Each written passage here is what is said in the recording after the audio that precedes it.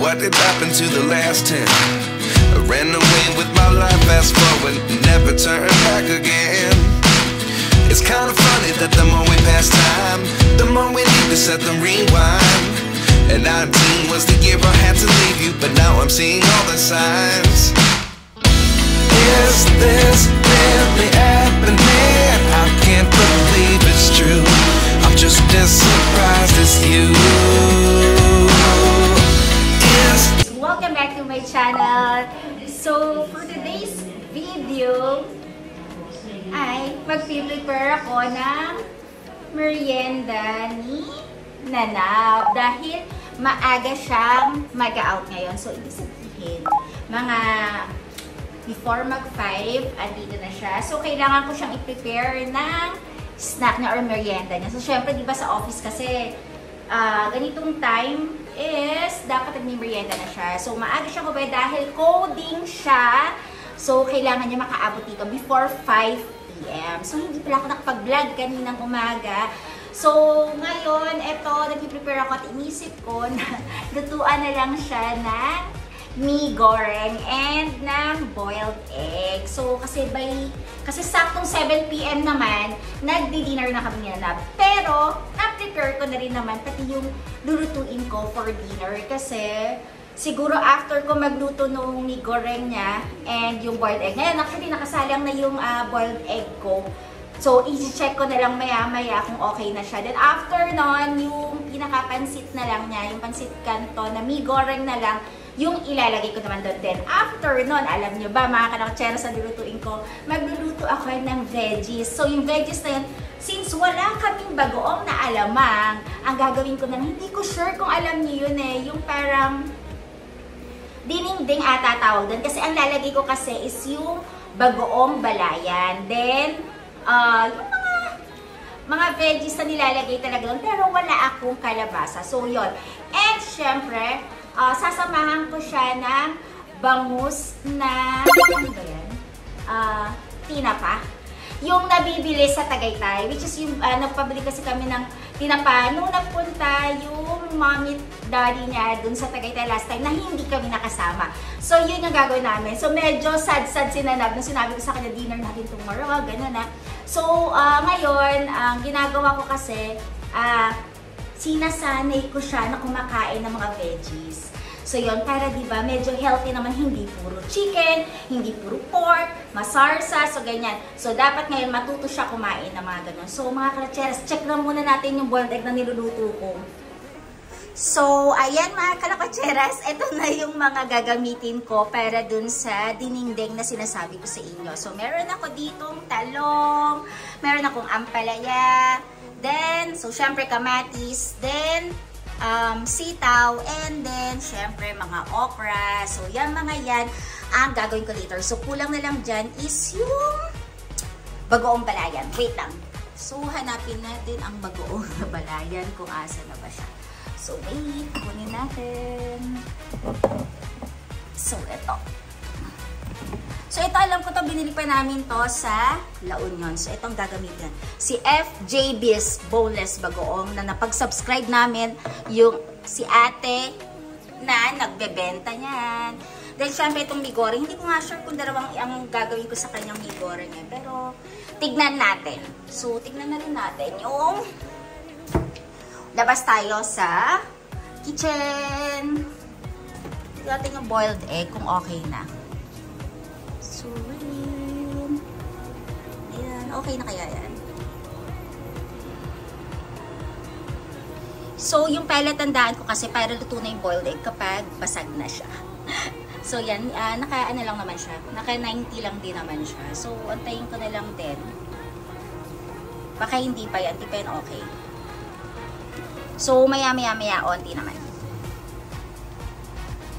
So, ayan mga kalakatseras. Na-check ko na kung okay na ba yung boiled egg. So, feeling ko hindi pa. So, antay-antayin ko lang muna na ilang minuto. Then, before ako gumawa nung mee goreng ni Nanab. So, yan, hindi pa ako nakakalabas pala ngayon. So, pero may plan akong mag-mall.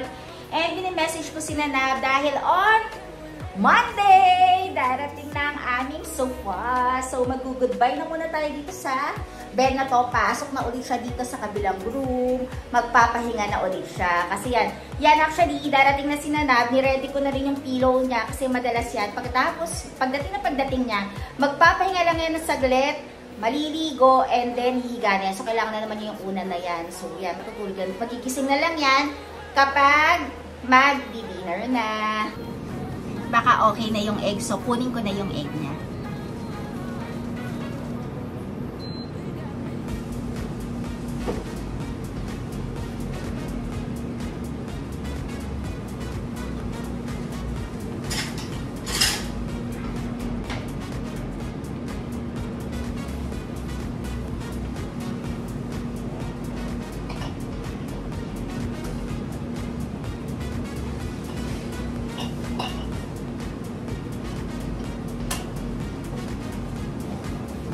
Ayan, feeling ko okay na to.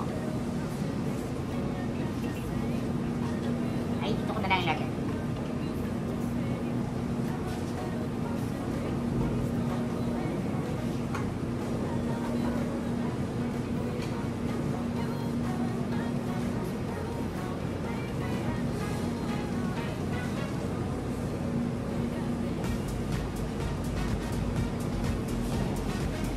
Naglagay ako ng panibagong water para sa bigoreng.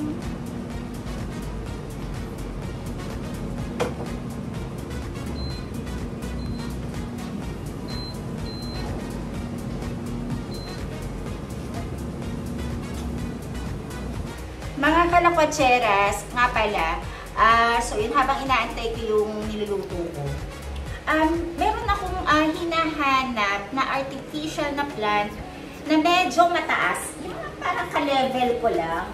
Then, parang hindi ko alam kung ano tawag doon. Yung parang siyang bambong mahabang ganon. Then, parang meron lang siyang mga leaves na ganon. Kasi, kung tunay na plants, yung mga potted plants, ang bibilin ko kasi, baka hindi ko naman kasi siya masustentuhan na baka mamatay sana kasi hindi ko naman alam. So, kaya ang iniisip ko is artificial plants na lang. So, tumingin kasi ako sa mga bandang stansya, ang konti kasi ng mga design nila ng mga plants. And nga pala, yung mga artificial plants pala, no, ang parang nag-range siya na parang 1,999.75 up, parang hanggang 4,000. So, yun ngayon naghahanap ako. So, hindi ko lang alam kung kailan kami titingin ni Nanab, kung ngayong weekend, kasi by Monday darating na yung sofa namin eh. So, yun na lang yung kulang dito na nasa isip ko na ilalagay ko, yung plants na yun, yung potted plants na yun. So, naghahanap ako sa dami ko nang pinuntahan, pero wala talagang, alam mo yun, yung malapit sa ano mo na, eto maganda to. Maraming plants na artificial, pero parang walang makasagot sa akin na parang masayang-masaya ako para doon sa, ano yun, sa plant na yun. So yun, mga kalakcheras, please comment naman po kung saan pwedeng makakita ng ganon. Pero, tatry namin maghanap sa ibang mga SM malls na sa department store. Baka ganon. Marami kasi nun eh, sa bandang mga baba. So, try namin maghanap. Kung makaalis ako tomorrow at sipagin ako, so yun, baka maghanap ako nung artificial na plant na yun. And, ayun, since darating na sa Monday yung sofa, so kailangan dumating na rin yung pinaka pang-cover ko nung ng sofa. So yun, kasi i-check out na namin. So, plano nga pala namin. Hindi ko lang sure ako sa IKEA kasi ako bibili. Sa IKEA kasi ako nakakita nun. And, sa Mandawi, titingin na rin din ako. So yun, yun pa rin. Siya pa yun pa yung mga alam niyo naman, yung mga mahal na mahal kong lugar na pinupuntahan. So yan, after nun, grabe, excited na ako sa Monday pag dumating na yung sofa. So yun yung iniisip ko simula kanina na nakahiga ako.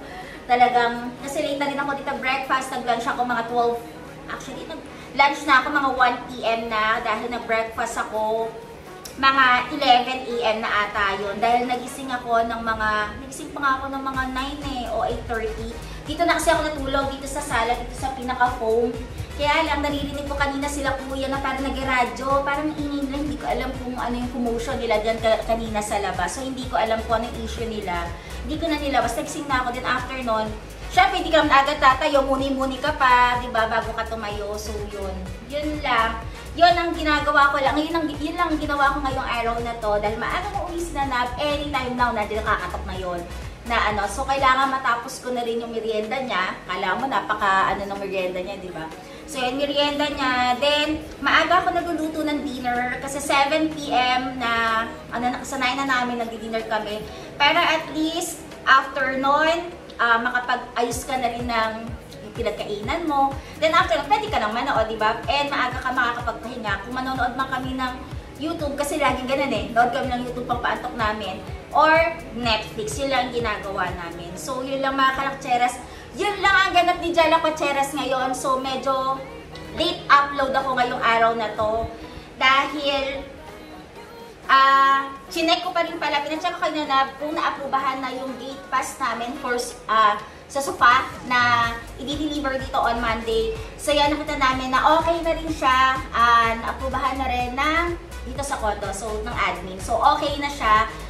So, yun na lang. And, kanina pala, itong sugat ko to, wow, talaga naman, believe na ako sa sarili ko, talagang, wow, may tapang na pala ako.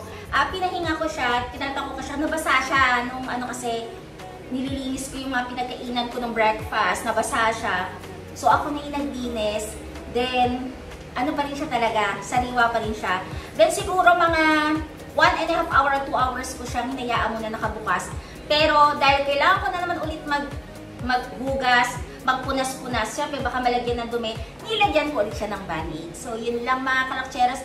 And mga kalakcheras, please comment naman po below kung meron po kayo alam ng mga artificial plants na magaganda na medyo ka-height ko naman. Alam niyo naman ang height po ni Jala Kuatseras ay hindi naman ako ganun katangkadan. So mga siguro mga kahit hindi ko naman kasi, tas mga 5 feet or bago mag 5 feet, pwede na yon. So, yun, kaya medyo nahanap. Hindi ko alam kung saan na maghahanap. Lahat na online, Shopee, Lazada, regular Shopee, Lazada, diba? Kahit na medyo hindi ako, tinignan ko online na mga bilihan. Wala akong makita. So, kanina minessage ko si Nanab, nahanap na lang kami, labas na lang kami. Siguro tomorrow na lang, labas kami dahil kailan pa ba ako last na nag-mall, so gusto ko naman lumabas. So, tomorrow. Yun lang mga kalakcheras. And mga kalakcheras, thank you for watching. And sa panonood, pag-share ko ng daily routine ko, mapa-morning man yun or mapa-PM. So, yun. And thank you for watching. And please subscribe po sa lahat ng hindi pa po nagsasubscribe. So yun, please like, share, and subscribe po dito sa YouTube channel ko po. So, Jala Kuatseras pa rin po. So, thank you pa rin po sa mga nanonood and nagsasubscribe. So, hanggang dito na lang po. So, tomorrow ulit. Bye-bye!